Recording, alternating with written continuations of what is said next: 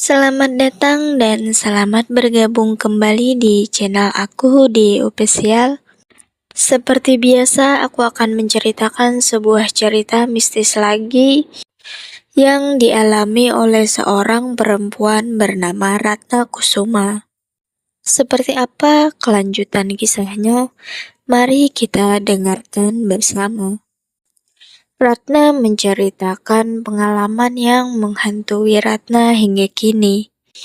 Pengalaman yang terjadi di Villa Senja, sebuah tempat yang seharusnya menjadi pelarian, malah menjadi sumber mimpi buruk yang tak berujung. Di tahun 2018, Ratna dan 4 sahabatnya bernama Lintang, Bayu, Sekar, dan Arya memutuskan untuk menghabiskan liburan akhir pekan di daerah puncak. Mereka sudah lelah dengan rutinitas kuliah yang mencekik dan butuh udara segar. Jauh dari kebisingan kota, mereka mencari villa yang terpencil yang menawarkan ketenangan dan privasi. Lintang, sahabat Ratna yang paling banyak akal, menemukan Villa Senja melalui sebuah forum online. Foto-fotonya tampak menjanjikan. Villa tua bergaya kolonial Belanda, dikelilingi kebun teh yang luas, dengan pemandangan gunung yang memukau. Harganya pun relatif murah, jauh di bawah rata-rata villa lain di kawasan itu. Cocok banget nih, Rat. Jauh dari keramaian, adem, dan kayaknya asik buat ngabisin waktu, kata Lintang dengan semangat. Tapi kok sepi ya? Jarang ada ulasan tentang villa ini, sahut Sekar yang selalu berhati-hati. Justru itu bagusnya, Sek. Kita bisa bebas melakukan apa saja tanpa khawatir mengganggu orang lain, jawab Lintang meyakinkan. Akhirnya mereka sepakat untuk menyewa Villa Senja selama 3 hari 2 malam. Mereka tidak terlalu memperdulikan kesan sepi yang dirasakan Sekar. Mereka selalu bersemangat untuk memulai petualangan. Perjalanan menuju Villa Senja memakan waktu sekitar 4 jam dari Jakarta. Jalanan yang berkelok-kelok dan menanjak membuat perut Ratna sedikit mual, tapi pemandangan di sepanjang jalan cukup menghibur. Kebun teh yang hijau membentang luas, diselimuti kabut tipis, menciptakan suasana yang magik. Semakin mendekati villa, suasana semakin sunyi. Rumah-rumah penduduk semakin jarang terlihat, digantikan oleh pepohonan tinggi yang menjulang ke langit. Ratna mulai merasakan firasat buruk, tapi berusaha menepisnya. Udah deket nih guys, siap-siap buat menikmati liburan ya, seru Arya dari belakang kemudi, mencoba membangkitkan semangat mereka. Akhirnya mereka sampai di depan gerbang besi Villa Senja. Gerbang itu tampak berkarat dan usang, dengan cat yang mengelupas di sana-sini. Sebuah pelang nama yang hampir tak terbaca tergantung di atasnya. Lumayan juga ya, Rat, kayak villa hantu, celetuk Bayu sambil tertawa. Jangan ngomong gitu, Bay, nanti beneran ada hantu, balas Sekar dengan nada khawatir. Lintang membuka gerbang besi yang berat itu dengan susah payah. Mereka melaju masuk ke dalam halaman villa yang luas. Villa Senja berdiri megah di tengah kebun teh, tampak angker dan misterius.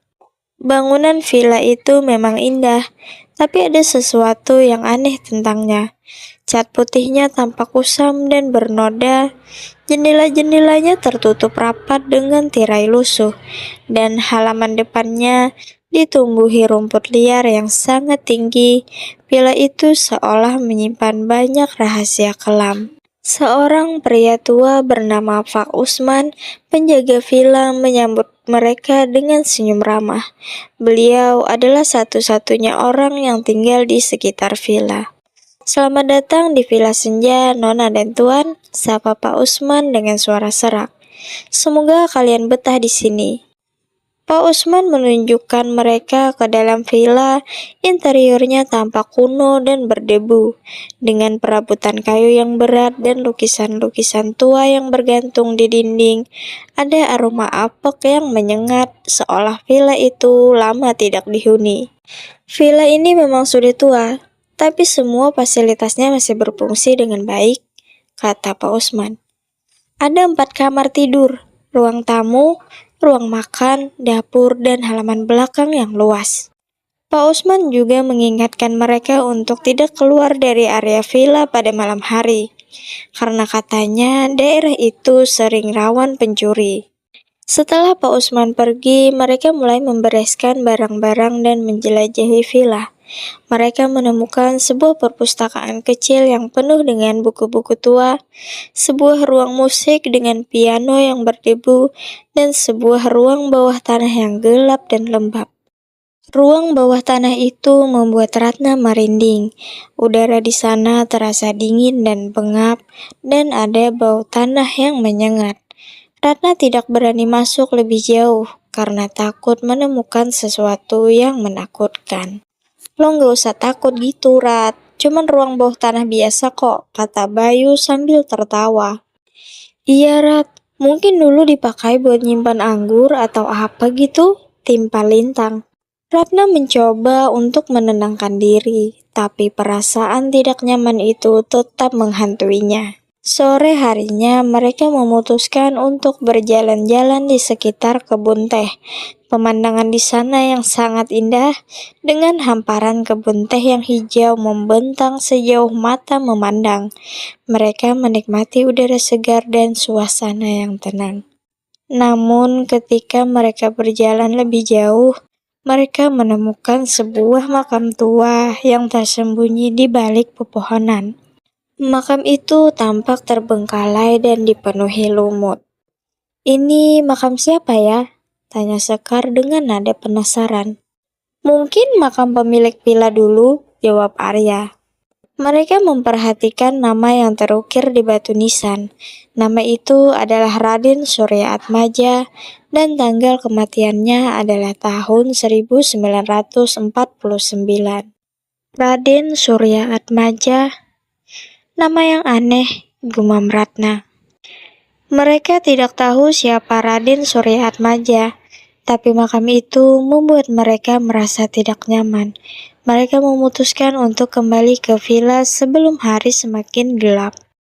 Malam itu mereka berkumpul di ruang tamu, bermain kartu dan bercerita. Suasana terasa hangat dan akrab, tapi tiba-tiba lampu villa mati. "Aduh, mati lampu," seru Sekar panik. "Tenang, Sak. Gue ambil sinter nih," kata Bayu sambil bangkit dari kursinya. Bayu mencari sinter di dapur sementara mereka menunggu dengan cemas. Tiba-tiba mereka mendengar suara langkah kaki di lantai atas. "Suara apa tuh?" tanya Lintang dengan nada berbisik. "Mungkin Pak Usman datang memeriksa," jawab Arya. Tapi suara langkah kaki itu semakin mendekat dan semakin jelas. Mereka merasa ada sesuatu yang aneh. "Gue rasa itu bukan Pak Usman," kata Bayu setelah kembali dengan senter di tangannya. Mereka menyalakan senter dan mengarahkannya ke arah tangga. Tidak ada siapa-siapa di sana. "Siapa tadi?" tanya Sekar dengan suara gemetar. "Gak tahu tuh," jawab Ratna. "Tapi gue yakin ada sesuatu di villa ini." Mereka memutuskan untuk tetap bersama dan tidak berpisah. Mereka duduk berpelukan di ruang tamu, menunggu sampai lampu menyala kembali. Namun malam itu mereka tidak bisa tidur. Mereka terus dihantui oleh suara-suara aneh dan perasaan tidak nyaman. Ratna merasa ada mata yang mengawasi mereka dari kegelapan. Keesokan harinya, mereka bangun dengan perasaan lelah dan ketakutan. Mereka memutuskan untuk mencari tahu apa yang sebenarnya terjadi di Villa Senja. Mereka bertanya kepada Pak Usman tentang sejarah villa itu. Pak Usman menceritakan bahwa Villa Senja dulunya milik seorang bangsawan bernama Raden Surya Atmaja. Raden Suryaatmaja adalah seorang pria yang kaya raya dan berkuasa, tapi juga dikenal sebagai orang yang kejam dan bengis. Raden Suryaatmaja punya banyak musuh, kata Pak Usman. Konon beliau meninggal karena dibunuh oleh salah satu musuhnya. Pak Usman juga menceritakan bahwa setelah kematian Raden Suryaatmaja, villa itu ditinggalkan begitu saja. Banyak orang yang mencoba tinggal di villa itu, tapi semuanya selalu mengalami kejadian aneh dan akhirnya pergi. Villa ini memang angker, Nona dan Tuan, kata Pak Usman. Banyak yang bilang kalau arwah Raden Suryaatmaja masih menghantui villa ini. Mereka terkejut mendengar cerita Pak Usman. Mereka tidak menyangka bahwa villa yang mereka sewa ternyata memiliki sejarah kelam. Terus suara langkah kaki yang kami dengar semalam itu apa? Tanya Lintang. Mungkin itu arwah Raden Suryaatmaja, jawab Pak Usman. Beliau mungkin tidak senang ada orang asing yang tinggal di villa ini. Setelah mendengar cerita Pak Usman, mereka semakin ketakutan. Mereka memutuskan untuk meninggalkan villa Senja secepatnya. Mereka membereskan barang-barang mereka dan bersiap untuk pergi. Tapi sebelum mereka pergi, Ratna memutuskan untuk melihat ruang bawah tanah sekali lagi. Ratna ingin tahu apa yang sebenarnya ada di sana. Ratna memberanikan diri untuk turun ke ruang bawah tanah. Udara di sana terasa semakin gelap dan pengap. Ratna menyalakan senter dan mengarahkannya ke sekeliling ruangan. Ruang bawah tanah itu penuh dengan barang-barang tua yang berdebu. Ada peti-peti kayu yang tertutup rapat, lemari-lemari tua yang berkarat, dan tumpukan buku-buku tua yang lapuk. Ratna berjalan lebih jauh ke dalam ruangan, sampai akhirnya Ratna menemukan sebuah lukisan tua yang tersembunyi di balik tumpukan buku. Lukisan itu menggambarkan seorang pria dengan wajah yang garang dan mata yang tajam.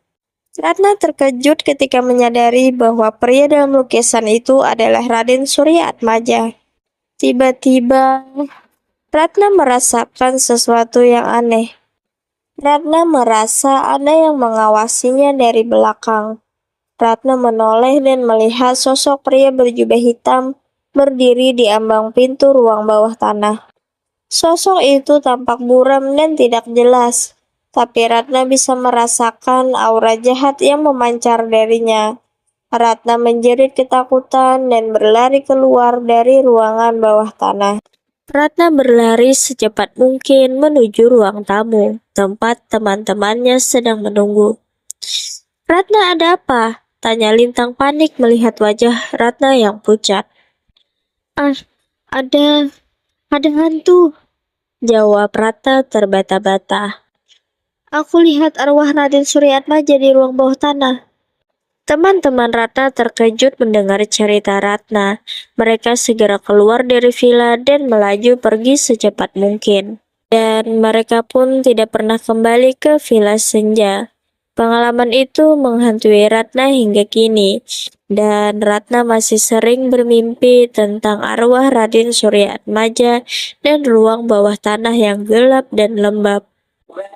Ratna tidak tahu apa yang sebenarnya terjadi di Villa Senja, tapi Ratna yakin bahwa villa itu memang angker dan dihantui oleh Raden Suryaatmaja. Villa Senja tetap menjadi misteri yang belum terpecahkan. Sebuah tempat yang seharusnya menjadi pelarian malah menjadi sumber mimpi buruk yang tak berujung. Apakah kalian para pendengar setia di Spesial pernah mengalami kejadian seperti ini? Atau mungkin kalian pernah menemukan sebuah villa yang sama seperti yang Ratna datangi? Oke, itu tadi cerita dari Ratna yang sudah aku bawakan pada malam hari ini. Terus bagaimana menurut pendapat kalian? Jangan lupa untuk komen di bawah ini ya. Jangan lupa juga untuk subscribe, like, dan share-nya. agar di official semakin berkembang dan aku semakin semangat untuk membawakan cerita lainnya. Kalau kalian punya cerita atau pengalaman mistis, silahkan kirim ke akun aku ya. Aku ucapkan terima kasih untuk yang sudah stay sampai akhir cerita dan sampai jumpa di cerita aku selanjutnya.